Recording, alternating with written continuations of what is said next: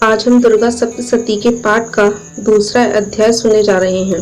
देवताओं के तेज से देवी का प्रादुर्भाव और महिषासुर की सेना का वध। महर्षि मेधा बोले, प्राचीन काल में देवताओं और असुरों में पूरे 100 वर्षों तक घोर युद्ध हुआ था।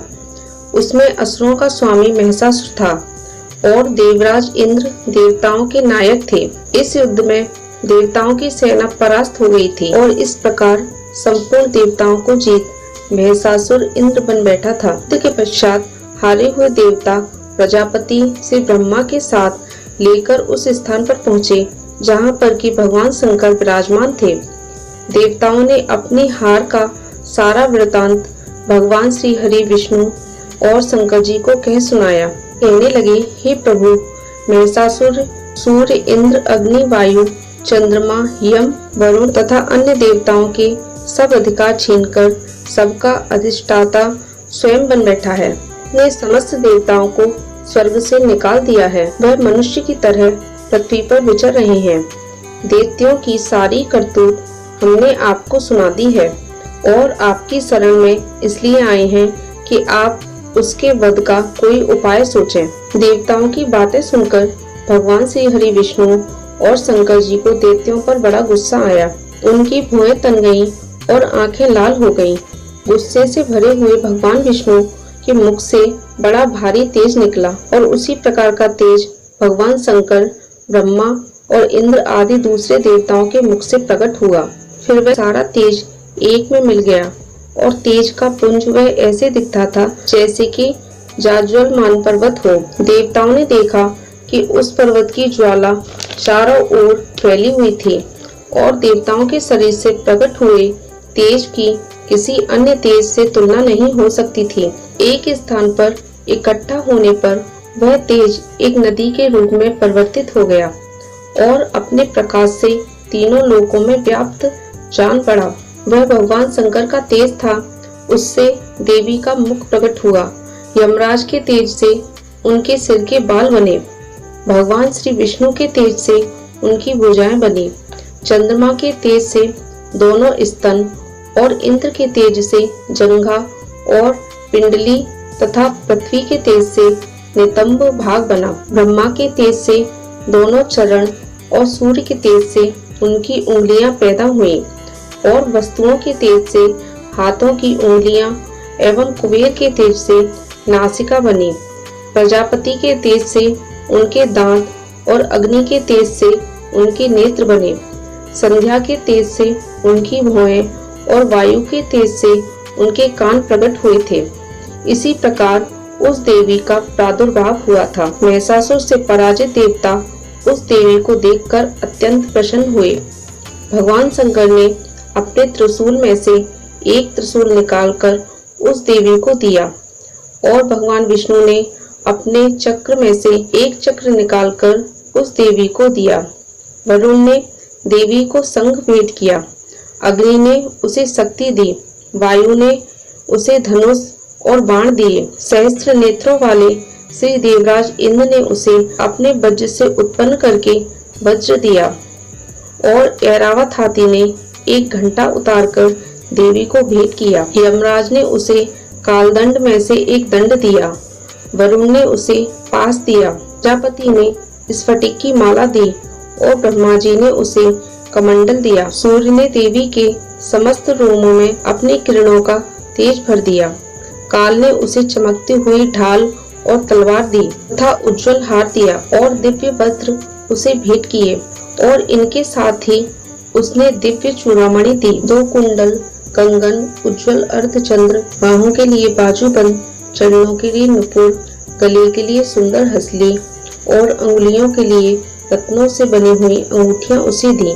विश्वकर्मा ने उसको फरसा दिया और उसके साथ ही कई प्रकार के अस्त्र और अभेद्य कवच दिए और इसके अतिरिक्त उसने उसे कभी न कुंभाने वाली सुंदर कमलों की मालाएं भेंट की। समुद्र ने सुंदर कमल का फूल भेंट किया। हिमालय ने सवारी के लिए सिंह और तरह तरह के रत्न देवी को भेंट किए। यशराज कुबेर ने मधु से भरा हुआ पात्र और शेषनाग ने उन्हें बहुमूल्य मणियों से विभूषित नागहार भेंट किया। इसी तरह दूसरे देवताओं ने भी उसे आभूषण और अस्त्र देकर उसका सम्मान किया। पश्चात देवी ने उच्च स्वर से गर्जना की। उसके इस भयंकर नाद से आकाश गूंज उठा। देवी का उच्च स्वर से किया हुआ सिंहनाद समा न सका। आकाश उसके सामने छोटा प्रतीक होने लगा। उससे बड़े जोर से प्रतिध्वनि हुई। समस्त विश्व में हलचल मच गई और समुद्र कांप उठे। पृथ्वी डोलने लगी और सबके सब पर्वत हिलने लगे। देवताओं ने उस समय प्रसन्न हो सिंहवाहिनी जगतमय देवी से कहा, हे देवी, तुम्हारी जय हो। इसके साथ ही महर्षियों ने भी भक्ति भाव से विनम्र होकर उनकी स्तुति की। संपूर्ण त्रिलोकी को शोक मग्न देखकर दैत्यगण अपनी सेनाओं को साथ लेकर और हथियार आदि सजाकर उठ खड़े हुए। महिषासुर के क्रोध की कोई सीमा नहीं थी। उसने क्रोध में भरकर कहा, यह सब क्या उत्पात है। फिर वह अपनी सेना के साथ उस ओर दौड़ा जिस ओर से भयंकर नाद का शब्द सुनाई दिया था, और आगे पहुंचकर उसने देवी को देखा जो कि अपनी प्रभा से तीनों लोकों को प्रकाशित कर रही थी। उसके चरणों के भार से पृथ्वी दबी जा रही थी। माथे के मुकुट से आकाश में एक रेखा सी बनी जा रही थी और उसके धनुष की टकार से सब लोग क्षुब्ध हो रहे थे। देवी अपनी सहस्त्र भुजाओं को संपूर्ण दिशाओं में फैलाई खड़ी थी। इसके पश्चात उनका दैत्यों के साथ युद्ध छिड़ गया और कई प्रकार के अस्त्र शस्त्रों से सबकी सब दिशाएं उद्भासित होने लगी। महिषासुर की सेना का सेनापति छिछुर नामक एक महान असुर था।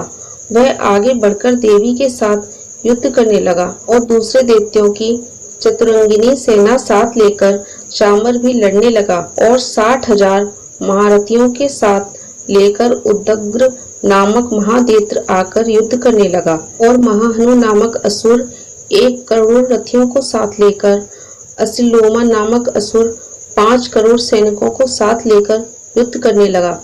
वास्कल नामक असुर 60 लाख असुरों को साथ लेकर युद्ध में आ डटा। विटाल नामक असुर 1 करोड़ रथियों सहित लड़ने को तैयार था। इन सब के अतिरिक्त और भी हजारों असुर हाथी और घोड़ा साथ लेकर लड़ने लगे और इन सब के पश्चात महिषासुर करोड़ों रथों, हाथियों और घोड़ों सहित वहां आकर देवी के साथ लड़ने लगा। सभी असुर तोमर, भिंदीपाल, शक्ति, मूषल, खंडवों, फरसों, पट्टियों के साथ रणभूमि में देवी के साथ युद्ध करने लगे। कई शक्तियां फैलने लगी और कोई अन्य शस्त्रादि। इसके पश्चात सबके सब दैत्य अपनी अपनी तलवारें हाथों में लेकर देवी की ओर दौड़े और उसे मार डालने का उद्योग करने लगे। मगर देवी ने क्रोध में भरकर खेल ही खेल में उनके सब अस्त्र शस्त्रों को काट दिया। इसके पश्चात ऋषियों और देवताओं ने देवी की स्तुति आरंभ कर दी और वे प्रसन्न होकर असुरों के शरीर पर अस्त्र शस्त्रों की वर्षा करती रहीं। देवी का वाहन भी क्रोध में भरकर दैत्य सेना में इस प्रकार विचरने लगा जैसे कि वन में दावानल फैल रहा हो। युद्ध करती हुई देवी ने क्रोध में भरकर जितने श्वासों को छोड़ा वह तुरंत ही सैकड़ों हजारों गणों के रूप में परिवर्तित हो गए। फरसे, भिंदीपाल, खंडक तथा पट्टिस इत्यादि शस्त्रों के साथ दैत्यों से युद्ध करने लगे। देवी की शक्ति से बड़े हुए वह गण दैत्यों का नाश करते हुए ढोल, शंख, मृदंग आदि बजा रहे थे। तदंतर देवी ने त्रिशूल, गदा, शक्ति, खंडक इत्यादि से सहस्त्र असुरों को मार डाला।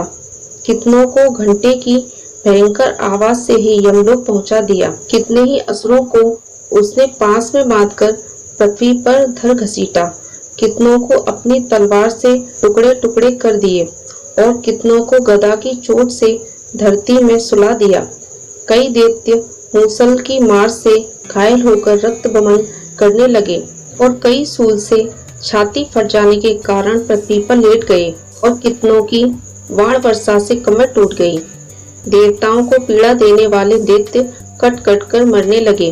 कितनों की बाहें अलग हो गईं, कितनों की ग्रीवाएं कट गईं, कितनों के सिर कटकर दूर भूमि पर लुढ़क गए, कितनों के शरीर बीच में से कट गए और कितनों की जंघाएं कट गईं और वह पृथ्वी पर गिर पड़े।